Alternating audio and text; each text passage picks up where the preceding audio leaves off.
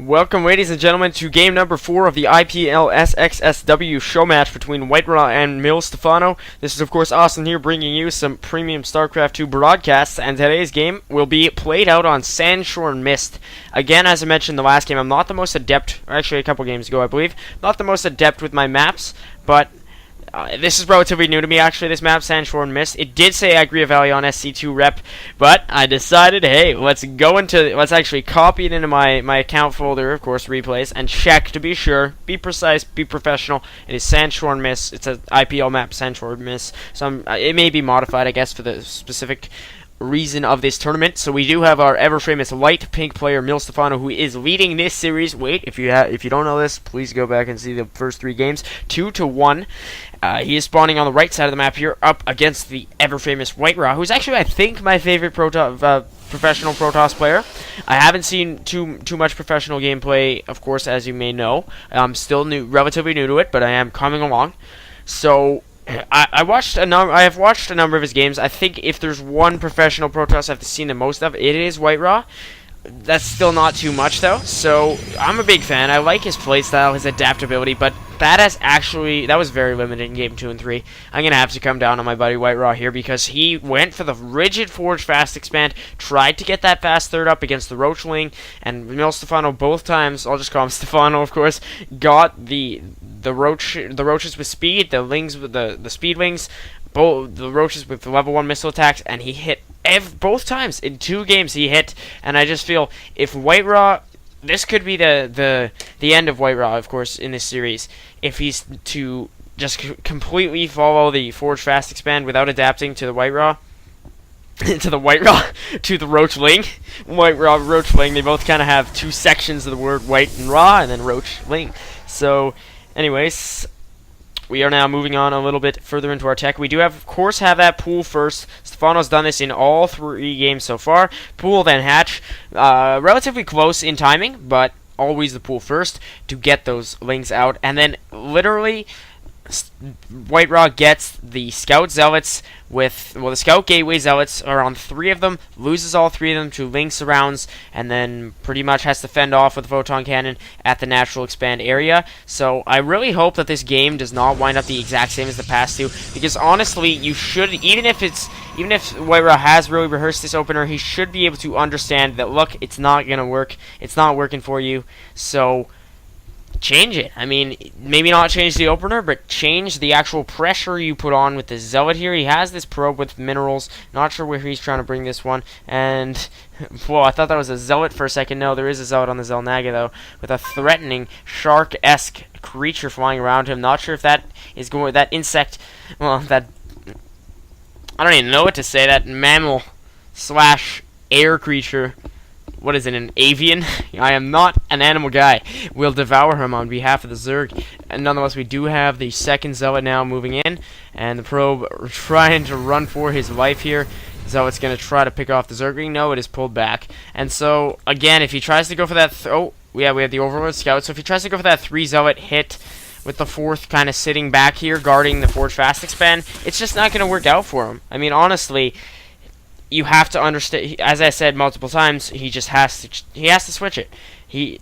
At least, I think I will gain respect for the opener once more if WhiteRa is able to hold off against the Roachling, and if he does not keep these Zealots getting surrounded as they might. No, there's no speed yet for the Zergling, so that should not be a problem for the Zealots to deal with. Actually, they should, in theory, they take down 3, yeah, so this should not be an issue. So, no surrounds this time, but the Cybernetics Core and another gateway, so he's not actually going to go for the Forge, I don't think, just yet. Perhaps just a delayed Forge, so I'm not sure why WhiteRa is going to leave those 3 Zealots there. He's going to be exposed to some Ling pressure, and there are 4 Lings just running into the base, and they will just be an issue there, so one of them fended off. This Zealot can probably take down the other 3. As I believe that is the ratio, 1 Zealot to 2 Marines, 1 Marine to 2 Zerglings, and then 1 Zealot to 3 Zerglings. I'm actually working on similarity ratios in math, so it's pretty funny after all the time I missed. I have to catch up on that, so get as much practice as I can, right? Throw some of my work into commentaries. Nonetheless, we do have the 3 Zerglings just running about, and no speed, with 1 Stalker and Warp Gate Tech a little bit earlier than usual, around a half minute compared to the last couple games. So a faster Warp Gate Tech, not investing in the Forge here for WhiteRa. exciting stuff. So it doesn't look like there's going to be that heavy Roach Wing push, perhaps. I mean, in the last game I was... Actually, I'm mixing up my Game 2 and Game 3, because at this time I just uploaded Game 2.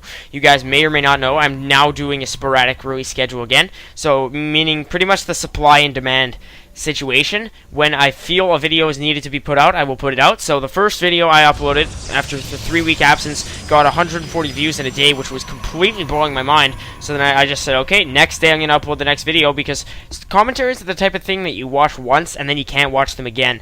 So it's once videos reach saturation from my main viewer base, they're not going to watch the video again. So it's a matter of just making sure they're all satisfied, and that is my #1 priority. So we do have Layer 2 Evolution Chambers just finishing, and now ranged weapons, well, missile attacks level 1. There is no Roach Warren yet, but I'm sure it will begin producing any moment now here for Stephano. And we have the robotics bay after that robo facility. I may or may not have mentioned that, with 4 more gateways. So that's going to be a heavy 6-gate with warp gate finishing real soon here, and the robo facility and robo base. So this is relatively the same strategy that WhiteRa followed in the first game, because he was able to hang on against the minimal roach pressure.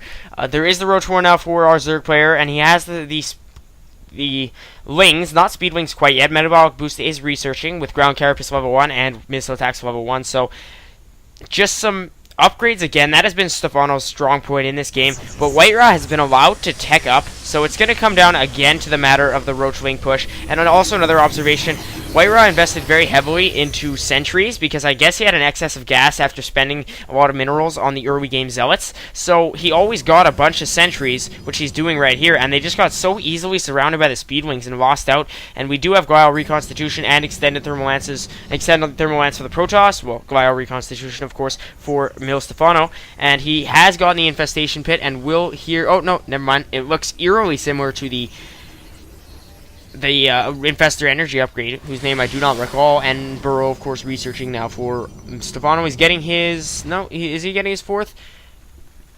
I believe that... Yeah, a macro hatch, okay, in the main.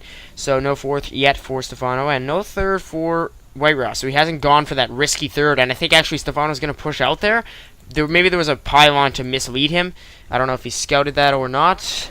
No, so he's probably just going to try to hit the 3rd. That does not exist.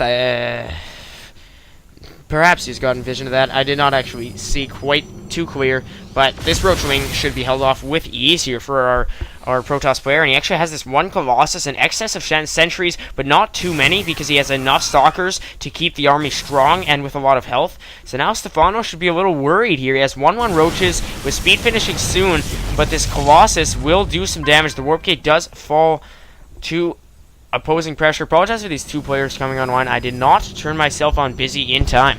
So 9 more Roaches, 10 more Speed Wings, but I think Stephano is going to try to get himself back as the 2nd Colossus finishes. Extended Thermal Lance will as well, and it's looking pretty grim here for Stephano. He could possibly hold this off, but the Immortal will deal really well with the Roaches, and Speed Wings are just so well countered by Colossus when they are microed well. So the Speed Wings just get roasted so long as the Colossi can stay at the back of the army composition. So we're going to have our Protoss player here trying to go for a side attack, anticipating the Zerglings here. They will overrun this little pylon forward base, but 2 Stalkers will probably fend them off so that our Protoss player can reinforce on the go. We do have missile attacks level 2, by the way, and Stephano actually gets pylon blocked. Pylon blocked, what am I saying? I'm such a Protoss player. Actually getting a supply block briefly there, and that will be a little bit crucial. So I think he killed off a couple units there, just for the sake of sacrifice. And those ventral sacks now coming into play. I did not realize they could play a big role in drops. He just has this fleet, you know, oh Fortuna, this half full fleet of, or half empty fleet of Overlords, as he's now supply blocked. WhiteRa probably gonna pull back. I don't know if he's seen this coming. He's pulled back to his pylon here to reinforce, but this ever-intimidating Overlord force will be split up, and there's just nothing for WhiteRa to do to counter this, and ranged attacks level 2 actually upgrading, researching for these roaches, so it could possibly be a base race here between Stephano and WhiteRa. I think WhiteRa would be eager to do so, though, because he does have a pretty threatening army composition. These Colossi now getting to work on the spine crawlers, but they could be the death of our Protoss player because they're just doing so much damage. At what cost? Just minerals, not population, and not an army. So I don't know if our Protoss player is going to be able to do this. He gets some good force fields. The Colossi are micro back, losing a little bit of health on one of them. 7 more roaches in production, but WhiteRa's base is coming under siege. I don't know if he's going to be able to pull this off. He's now reinforcing, so the spine crawler mines falling to some serious Colossi damage, and there are plenty of stalkers. I think WhiteRa should run away a probe. No, he does not have enough minerals for another base, so it's just going to come down to this quite simple base race. More overlords flying out of here, and they're dropped directly into the forces. Both Colossi go down. Ever efficient micro there from our Zerg player, breaching the defense line set up by WhiteRa. And that is going to be the GG there, ladies and gentlemen. Magnificent drop there from Stephano. He was in a position to lose the game, but those ventral sacks just completely won it for him. So that does conclude our game number 4. And so I don't even know why I did not anticipate drops. I was looking at ventral sacks saying, okay, it's not pathogen glands. I remember the name, by the way, because he had not had an infestation pit. I immediately thought he had, because Stephano had been big in this series on the crackling infester / speed upgraded roaches, but extremely intuitive play on Stephano's part. I have to say he deserved the game. WhiteRa did deviate slightly from his strategy, but I think he got a little bit too confident. He was sitting back, okay, there's no roachling that I lost to in the past 2 games. I should be able to macro up and just get a strong Colossus Immortal Stalker Sentry Zealot ball going, the Protoss Death Ball as it is sometimes called. And so he pushes out, expecting minimal resistance, and then all of a sudden Stephano uses his ever-intelligent ventral sacks, picks up that intimidating fleet, and then just drops. And at that point, there's nothing WhiteRa can do. His forces are too slow to pull back. He's been reinforcing at the front lines. There's just too many roaches for him to be able to handle anything. So pretty much that is that. And then the final little drop there, again, I did this in game 1. I'll actually revisit that final drop that broke the line and changed the game. Again, in the heat of the moment, it wasn't too well covered. But again, as I said, I'm working on it. So here we have just these 4 field overlords, and they just go out here before they're killed off, completely dropping. And as soon as the 2 Colossi fell, I knew that was GG. That was the game. So, nonetheless, ladies and gentlemen, not to drag on this game, I hope you enjoyed game number 4. See you guys in number 5, because this is not over yet. It is 3-1 for Stephano, so he can wrap it up in the next one. Nonetheless, hope you enjoyed it. Catch you then.